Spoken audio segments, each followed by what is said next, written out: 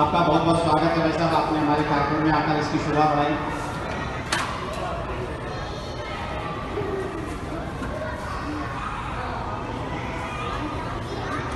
सुना होगा कि विदेशों में संस्कृत पढ़ाई जाती है।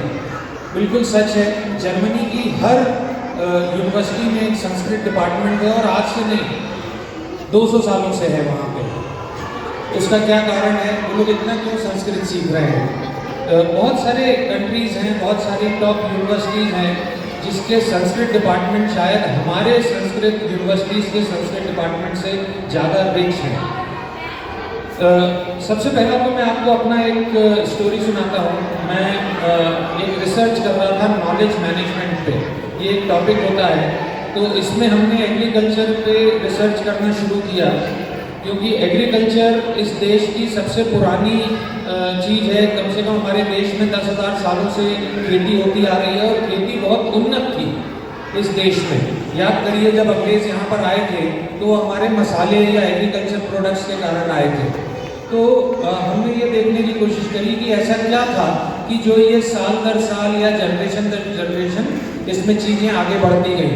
तो हमें बहुत सारी चीज़ें लिखी। मैंने एक उस पर रिसर्च पेपर लिखा। उसमें मैं आपको डीप में ज़्यादा नहीं जाऊँगा, पर वो हुआ ये कि मैं अपने करियर के स्टार्ट में था और वो रिसर्च पेपर मेरा IIM बैंगलोर के बहुत ही बड़े कॉन्फ्रेंस में सेलेक्ट हुआ। और फिर उसके बाद उसमें 6 रिसर्च पेपर थे जिसमें उन्होंने प्रेजेंटेशन के लिए बुलाया। उसमें से एक मेरा था। और ये कहीं ना कहीं हमारी जो लोकोक्तियाँ हैं, जो हमारी संस्कृत के श्लोक हैं, उनसे जुड़ा हुआ था। तो मुझे खुद आश्चर्य हुआ और मेरे को ये समझ में आया कि ये कुछ अच्छी चीज़ है जिससे मैं अपने करियर को, अपने रिसर्च को आगे बढ़ा सकता हूँ। उसी से आगे बढ़ते बढ़ते ये हुआ कि आज मैं एक प्रोजेक्ट भी कर रहा हूँ जो उसी सब्जेक्ट पे है। उसको मैं ज़्यादा आपको नहीं बताऊँगा, मैं आपको एक स्टोरी सुनाता हूँ। आपने एडम स्मिथ का नाम सुना होगा, जिनको फादर ऑफ इकोनॉमिक्स बोला जाता है। जब एडम स्मिथ की बुक रिलीज हुई, जब उनकी बुक, जिसको दास कैपिटल उसको बोला जाता है, या wealth of Nations, wealth of Nations, जो एडम स्मिथ की बुक रिलीज हुई, तो उसके साथ में एक कंट्रोवर्सी जुड़ गई। एक सज्जन ने अपनी बुक और रिलीज करी और उनको एडम स्मिथ ने उनके ऊपर इल्ज़ाम लगाया कि इसने मेरा कंसेप्ट चुरा लिया है। तो उसने बोला, देखिए मैंने चुराया नहीं है। ये बहुत फेमस उसका जो सेंटेंस था, वो जो बाद में बहुत फेमस हुआ कि मैंने चुराया नहीं है। I have been there before where Adam Smith was there. यानी उसने ये बोला कि मैंने चुराया नहीं है, पर मैंने वहाँ से लिया है जहाँ से एडम स्मिथ ने अपना मटेरियल लिया है। और बाद में बहुत सारे लोगों ने रिसर्च किया तो उसमें देखा कि एडम स्मिथ में बहुत सारी चीज़ें थी जो छोटी छोटी, जो कहीं ना कहीं से आई थी और उसने उनका रेफरेंस नहीं दिया। अब हम आते हैं अभी कुछ सालों पहले। एक हरियाणा से एक सज्जन थे, वो MIT USA में गए। वहाँ से उन्होंने PhD किया इकोनॉमिक्स में और वो वहाँ पढ़ाने लगे और अल्टीमेटली वो एक प्रोफेसर बन गए MIT में। तो वो बताते हैं कि जब मैं MIT गया तो मैं एक बहुत ही बड़े इकोनॉमिक्स के प्रोफेसर हैं, उनसे मिलने पहुँचा। तो मैं उनके पास बताना चाहता था कि मैं इंडिया से आया हूँ और आपके कॉलेज में मैंने ज्वाइन किया है, MIT में मैंने ज्वाइन किया है। तो वो कौटिल्य का अर्थशास्त्र का एक इंग्लिश वर्जन लेके गए उनके पास। और वो जो इकोनॉमिस्ट थे, उन्होंने उससे पूछा कि आपके इसमें कुछ मार्जिनल कॉस्ट पे है क्या, क्योंकि मैं मार्जिनल कॉस्ट पे रिसर्च कर रहा हूँ। तो सिहाग साहब जो थे, उनको बड़ा बुरा लगा क्योंकि उनको पता नहीं था। तो उनको लगा कि मैं एक चीज़ ले जा रहा हूँ अपने देश की, इकोनॉमिक्स के बारे में है और मैंने खुद नहीं पढ़ी है। तो बताते हैं फिर मैंने उसको पढ़ना शुरू किया। जब उन्होंने पढ़ना शुरू किया तो उनके आश्चर्य का ठिकाना नहीं रहा।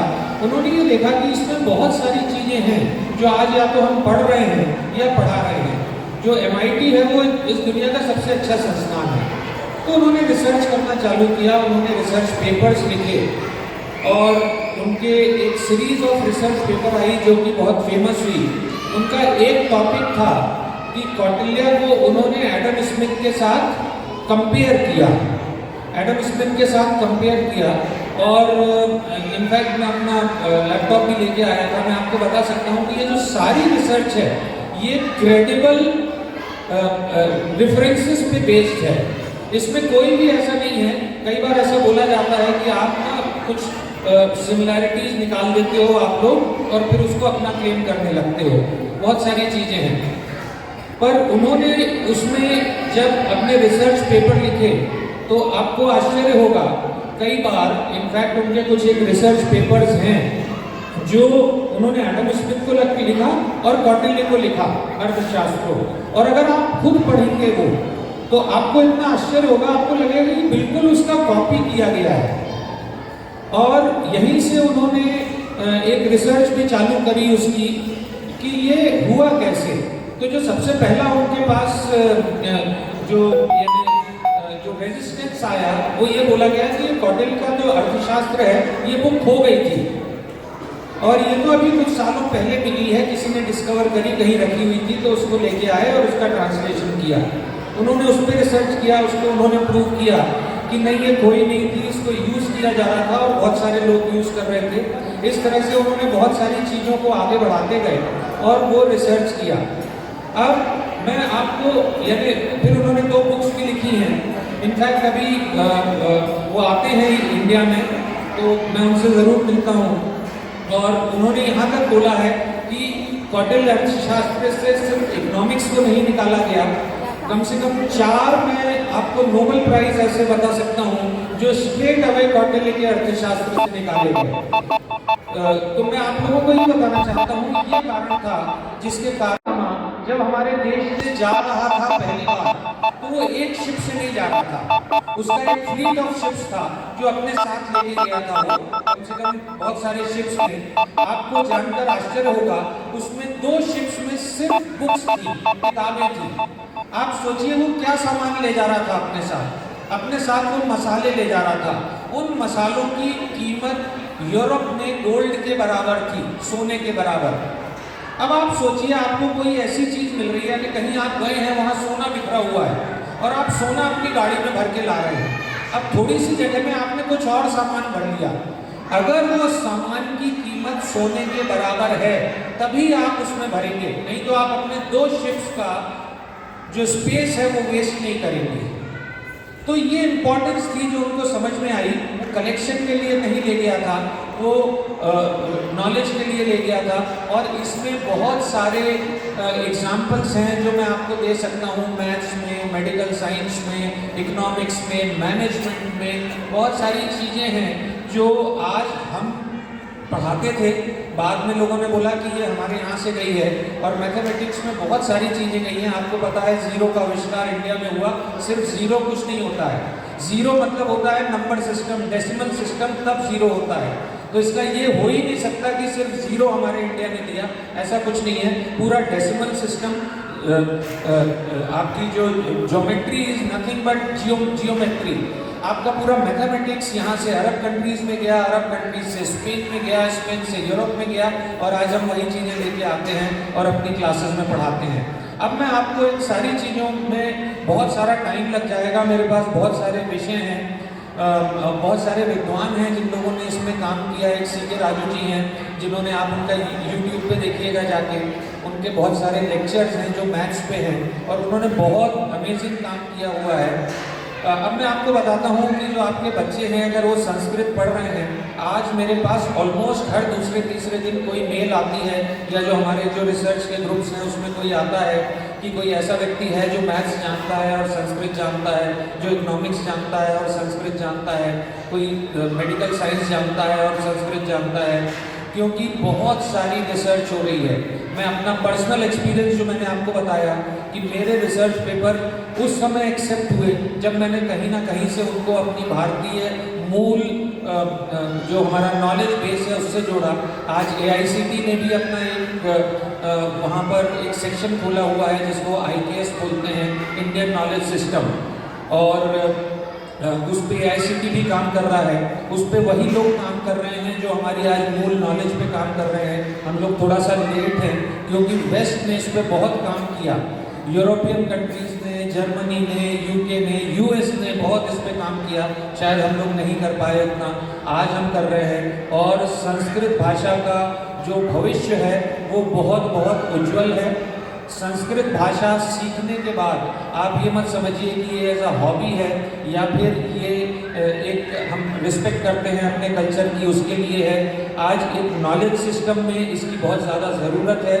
और संस्कृत के साथ में आपका जो भी विषय है, जैसे मैंने आपको बताया, almost every second day there is a meal in a international group, जहाँ पर कुछ ना कुछ संस्कृत के बारे में कोई ना कोई पूछता रहता है, क्योंकि आज भी बहुत सारी चीज़ें डिस्कवर हो रही हैं, निकाली जा रही हैं, लोग उसको रिलेट कर रहे हैं, लोग उस पर अच्छी अच्छी रिसर्च कर रहे हैं। तो इतना ही मैं कहना चाहूँगा कि जो अलंकार जी कर रहे हैं ये एक बहुत बड़ी सेवा है। शायद इन बच्चों में से ही कोई आने वाले समय में नोबेल प्राइज़ जीतेगा, कोई आने वाले समय में बड़ी रिसर्च करेगा, IIT में बैठेगा, और मैं आपको यकीन से कह सकता हूँ उसका बेस सिर्फ वो संस्कृत होगी जो उसने सीखी होगी। इसके साथ मैं आज धन्यवाद देता हूँ आपको कि आपने मुझे यहाँ बुलाया और इस सम्मान के लायक समझा। Thank you. अलंकार जी और उनके परिवार के लोग वो वास्तव में बहुत ही सराहनीय है।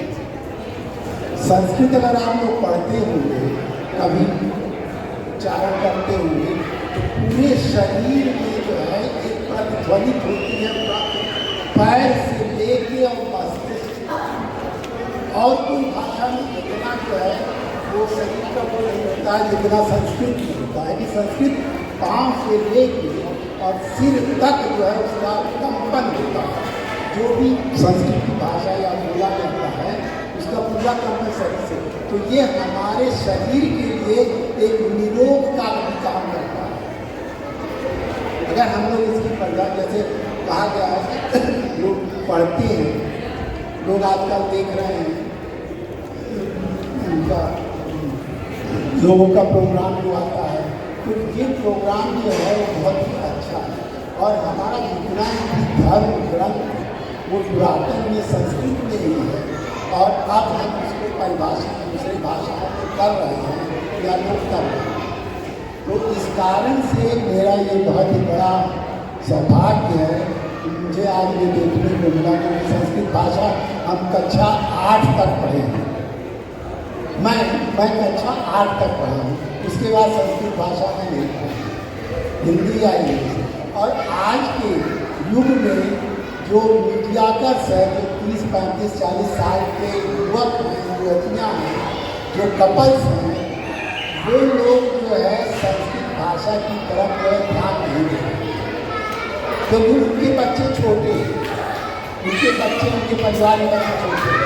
तो जो मिडिल एज के लोग हैं, अगर थोड़ा सा इंग्लिश पढ़ाइए, हिंदी पढ़ाइए, कोई भी भाषा पढ़ाइए, लेकिन उसके साथ एक संस्कृत भाषा का ज्ञान जो है अवश्य कराइए, तो एक अपना सनातन धर्म और पुरातन धर्म की जो है इससे प्रतिपादित होगा, और बच्चों में एक जो है वो भावना जागृत होगी कि हिंदू समाज में और भारत देश में रहे। तो ये इस प्रकार के लिए हम अलंकार शर्मा के परिवार को जितना भी कहूँ वो बहुत ही हमारे लिए कम है। इस कार्य के लिए करना है, आप उनका समय ज़्यादा नहीं लगती है, यही समापन करेंगे बस। ओम भूर्भुवः स्वः तत्सवितुर्वरेण्यं भर्गो देवस्य